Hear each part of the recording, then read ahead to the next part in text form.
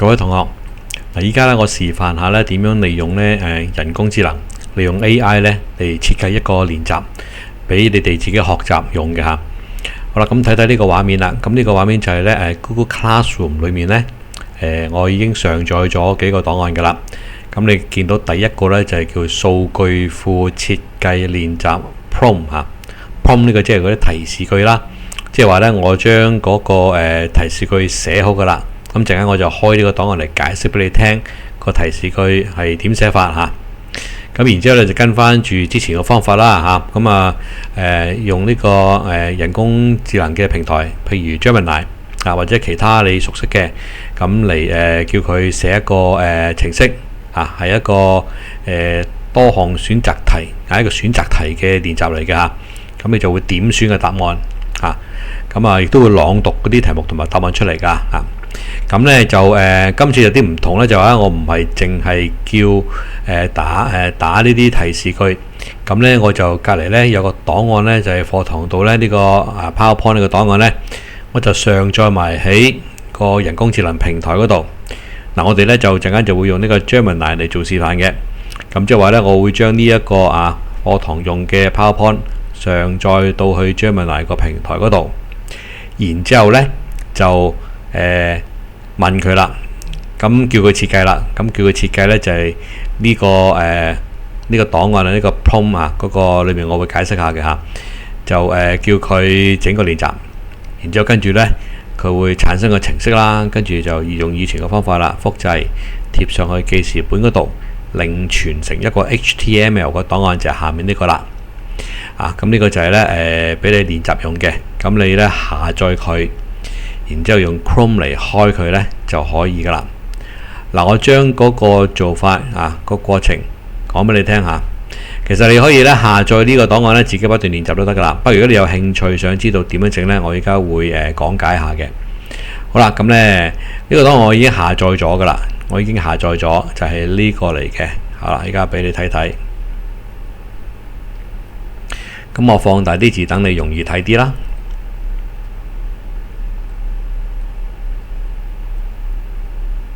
咁咧，其實好多行嘅，我逐行解釋俾你聽下。咁為咗方便起見咧，我每一個部分我都會隔一行。其實你可以成段寫晒嘅，但係成段寫晒咧，變咗成段文字咧就好難睇。所以咧，我將佢切割開每一句咧就一行咁容易睇啲。好啦，咁咧就根據以上嘅 PPT， 以上即係我會上載編寫一個網上嘅練習程式練習。練習同測驗有少少唔同㗎。練習因為我下面咧會讀埋個答案俾你聽㗎嚇。測驗嗰陣時咧就唔會㗎嚇。要求如下，好啦，咁就下面嗰啲要求啦，咁逐項寫啦。OK， 網上練習程式下面啲要求，好啦，學生係有特殊需要嘅。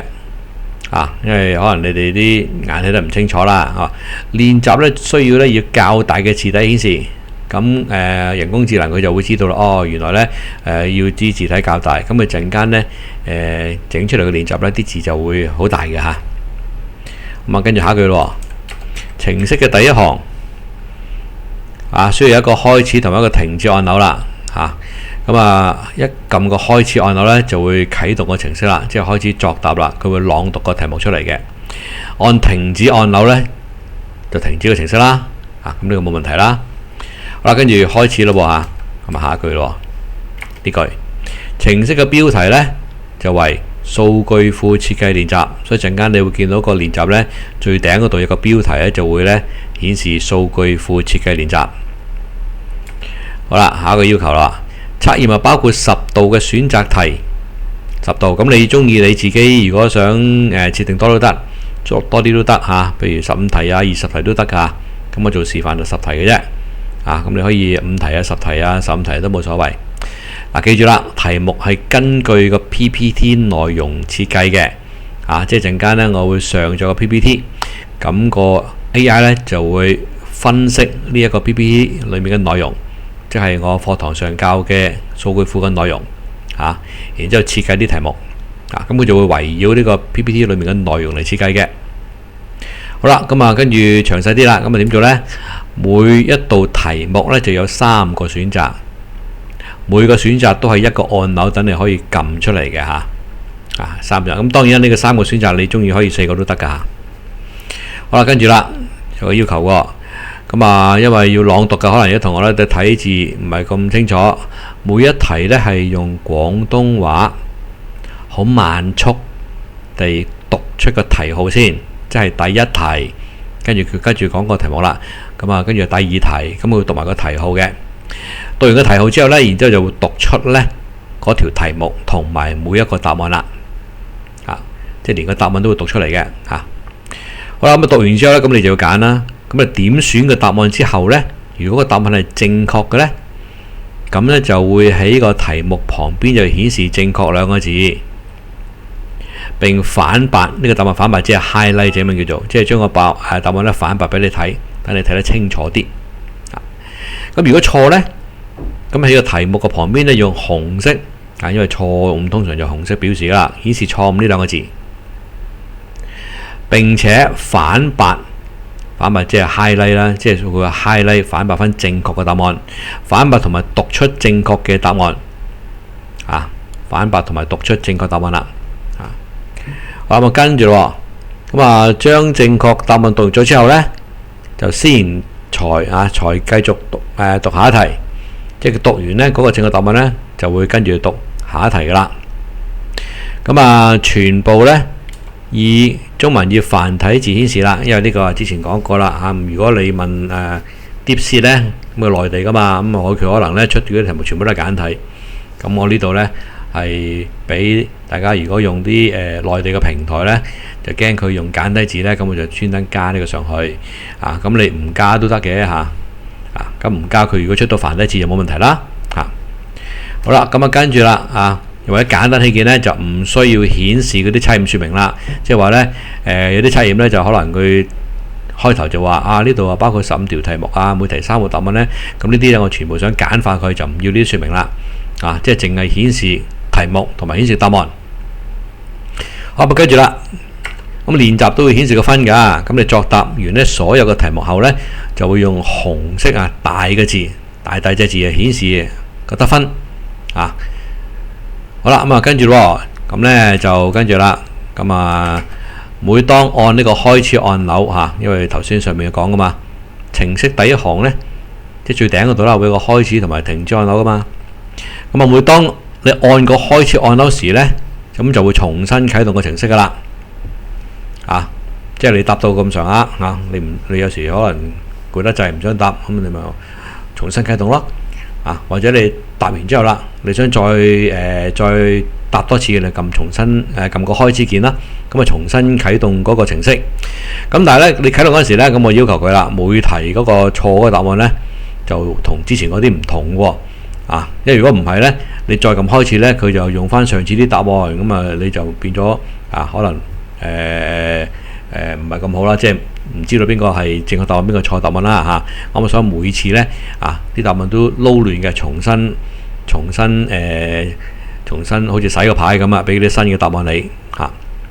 咁程式呢就 HTML 格式輸出啦，即係以前做過啦儲存啦，變做 HTML 檔案格式，就一個檔案嚟嘅啫。跟住你用Chrome 瀏覽器開咗佢呢，佢就會讀出嚟。好啦，咁呢跟住呢，就呢個呢照做啦。咁我將佢呢就變翻咁樣啦變翻一段咁樣嗱，而家做咯。咁當然啦，你可以開個記事本，咁然之後呢將呢啲打上去，或者我呢度呢你下載佢得噶啦。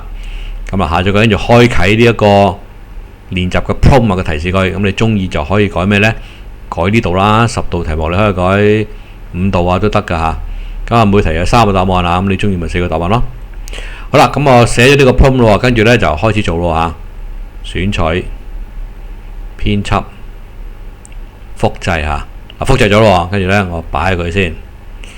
好啦，跟住呢就係跟住就開個 Gemini 咯。開到而家喺我呢度開咗噶啦。咁我之前其實做啲示範噶啦。咁呢就喺最下面嗰度呢好啦最下面呢度喎。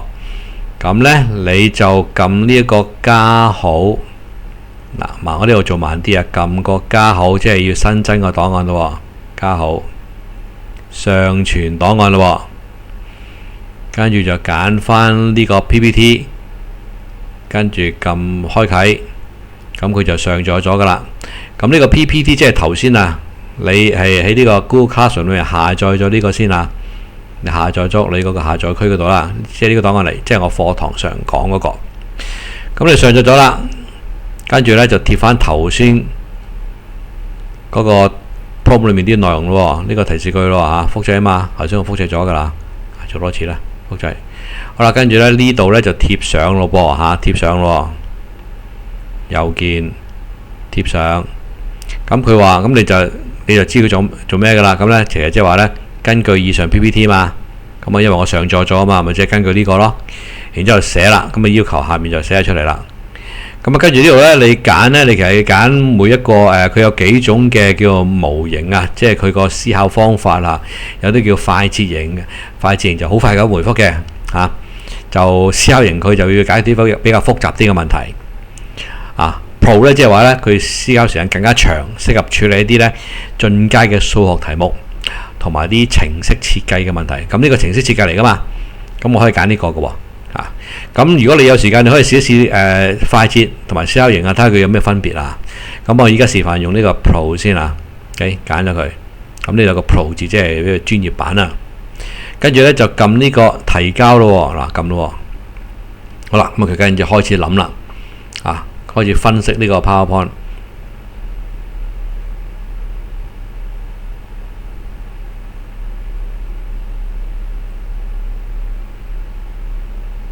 好啦，咁啊，因為 Pro 咧佢諗嘅時間會耐啲嚇，咁呢個係唔緊要嘅嚇。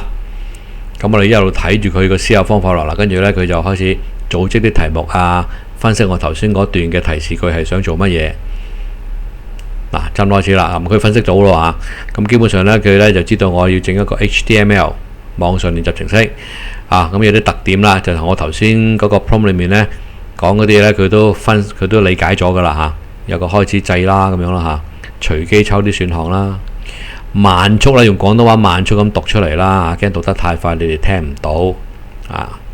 咁啊開始分析，咁啊下面開始寫啦，開始寫程式噶啦嚇。咁你見到呢度呢咩數據庫設計練習咪個標題嚟噶嘛？因為我頭先有一行係講要最頂嗰度個標題噶嘛。OK。咁咧嗱，你見到呢度咧，本來佢有個星嘅，頭先個星喺度轉下，咁如果呢度個星停咗，即係話佢諗完噶啦嚇。咁啦，下面咧碌落下面咧，碌到好長啊，下面，嗱咁啊停晒噶啦嚇。咁你見到呢度咧，最後尾有個斜跟住 HTML 咧，即係完咗咁解啊。咁因為我哋唔係教呢啲 HTML 啊，所以咧呢度我唔會講個內容噶，我淨係話俾你聽咧，呢個斜 HTML 咧，即係話咧呢一個網上嘅練習咧就整完噶啦。咁你就撳呢一個複製代碼，因為呢啲係代碼嚟噶嘛，撳複製。嗱，記住啊，你等佢咧出晒先嚇，你唔好等佢一開始就撳呢個啊，等佢出晒所有嘅嗰啲程式碼先啊，即係話咧你見到最頂頭咧，佢頭先粒星咧。頭先係轉緊嘅轉到佢停呢，咁你先可以撳複製啦。好，撳複製，咁啊跟住呢，就接翻之前個做法啦。咁啊就開一個記事本啦係空白嘅，貼上啦，貼上成段程式碼咁你唔使理佢做咩噶啦。好啦，跟住呢，就另存檔案儲存或者另存都得因為你第一次呢就揀儲存咁呢就呢度呢就俾個呢度記住，之前講過呢度揀所有檔案，跟住呢個名呢就唔好用呢個啦呢個嗰啲咁怪嘅符號就唔好用啦。咁你用翻呢就打你簡單啲啦。你如果唔想打中文呢，呢個係練習嚟噶嘛練習咪叫做 exercise 啦咁樣。不過如果你想用中文呢都得嘅咁咧呢度呢就用中文啦。咁我哋頭先我整咗個中文叫做數據庫設計練習我將個測驗改做練習，跟住記住啦，點一點啫唔好兩點點 HTML 呢個就係一個網頁嘅格式，記住呢個步驟儲存。咁因為我頭先已經整咗幾次㗎啦，咁所以我呢度撳時啦，複製咗佢咁樣咯。咁呢個就係嗰個 HTML 檔案㗎啦。咁我哋刪咗佢咯啊，刪佢。咁咧跟住咧，你喺嗰個你應該喺可能喺下載區度做啦。咁你開翻個下載區咧，你就會見到呢一個㗎啦。呢一個佢個符號就係一個 Chrome 嘅符號。咁你撳佢兩下咧，就會出嚟㗎啦。係咪啊？嗱，係咪開始停咗按鈕啊？咁你撳一撳咧，佢就開始練習問你㗎喎。第一題，將數據庫比喻成一家茶座，它相當於什麼？好啦，咁啊，相當於什麼咧？選擇一，讀埋答案啦。前台點餐紙。選擇二，外賣傳單。選擇三，後台管理系統。好啦，我答呢個先。正確。正確咯喎，跟住讀第二題。第兩題，在資料庫中，資料表 table 代表什麼？OK，嗱咁我就選擇一，讀晒先啦，等佢啊。整個管理系統。選擇二，功能模塊，如菜單。選擇三，具體項目，如價格。咁我試下答咗佢先，答錯佢。錯誤，正確答案係功能模塊，如菜單。咁啊 highlight 正確答案俾你知道下啦嚇。第三題。好啦，我快啲答晒佢先嚇。在資料庫中正確。第四題正確。第五題正確。第六題哪個正確？第七題正確。我想答晒嗰啲題目俾你睇下個結果啊。要建立正確。第九題錯誤，正確答案係 insert into。第十題正確。練習完成，你的得分係8分。係咪因為總共10題咧，你答啱咗8題啦，咁啊8分咯。跟住你撳呢個開始，佢會重新開始過㗎。第一題係咪啊？將數據庫比喻成一。我停咗佢先。咁啊大致上個練習咁樣㗎啦嚇，咁大家咧就可以咧根據頭先個方法嚟自己做一次，或者你唔想做啦嚇，因為我其實咧我係教個數據庫嘅啫，我係整個練習俾你。咁你就如果淨係想練習咧，你就下載呢一個數據庫設嘅練習。下載到落你個下載區嗰度，然之後用個 Chrome 嚟開佢，用個瀏覽器 Chrome 嚟開佢就得噶啦。咁如果你想知道呢個點整呢，就頭先我講嗰啲嘢啦嚇。咁啊個 Chrome 你可以下載佢開嚟睇睇啊，或者你中意可以自己改佢都得嚇，改15題都得噶嚇。好啊，咁啊今日咧就講到呢度嚇。